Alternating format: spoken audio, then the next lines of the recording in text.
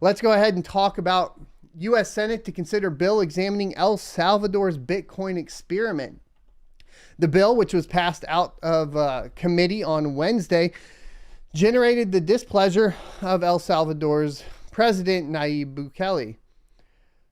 The full U.S. Senate will vote on a bill looking to mitigate risks to the U.S. financial system from El Salvador's adoption of Bitcoin as legal tender. After the bill was passed out of committee on Wednesday, the Accountability for Cryptocurrency in El Salvador, ACES Act, was introduced by Senator James Risch, Republican of Idaho. Keep these names, guys, because these are the people we don't want, right? Bob Mendez, Democrat, New Jersey, and Bill Cassidy, Republican. I actually am stupid. Is that Louisiana? On February 16th. Quote, as El Salvador has adopted Bitcoin as legal tender, it's important we understand and mitigate potential risks to the U.S. financial system, end quote.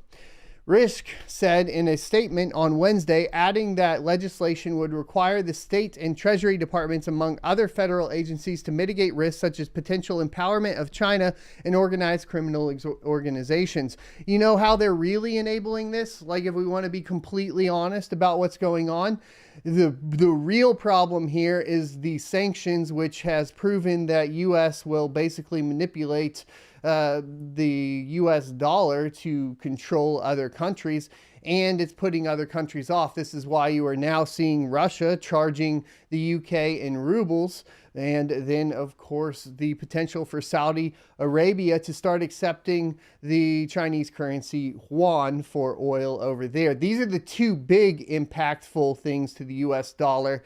But, you know, they got to set up some other enemy, and it looks like it's going to be cryptocurrency.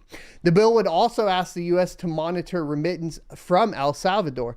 El Salvador's President, Nayib Bukele, expressed discontent after the bill received a committee passage. Quote, never in my wildest dreams would I have thought that the U.S. government would be afraid of what we are doing here, end quote. Now, I, quote, retweeted that and said naive because, frankly, I think it's naive to think that. Here's the original tweet that you can take a look at from Mr. Nayib here, and he does have the link to the specific bill, which I highly recommend going through and reading. But suffice to say, it is essentially just a way to basically strong arm, I guess, El Salvador into utilizing the U.S. dollar more. El Salvador adopted Bitcoin as a legal tender last fall, launching a government-backed wallet and offering incentives for Bitcoin usage.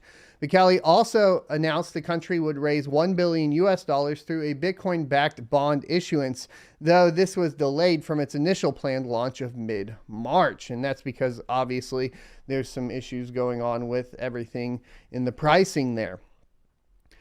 We need to be paying attention to who are creating these bills and make sure that if we are actually following the fundamentals of cryptocurrency and basically any sort of promotions for cryptocurrency or where we want to see it move, whether that's going to be towards decentralization or towards centralization, and we need to vote accordingly. Now, I know a lot of people are down and defeatist about voting and so on, but I'm just going to tell you right now that we're going to talk about these people. We're going to bring them up when they make decisions like this, and then hopefully if you live in that state, you can vote accordingly for that.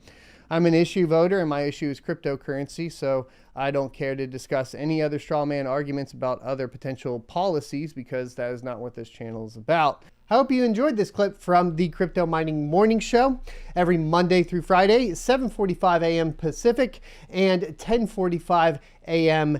Eastern Time. You can check out more clips here, or if you're interested in checking out the entire live show, you can check that out down here. Thanks for watching, and I'll see you next Tuesday.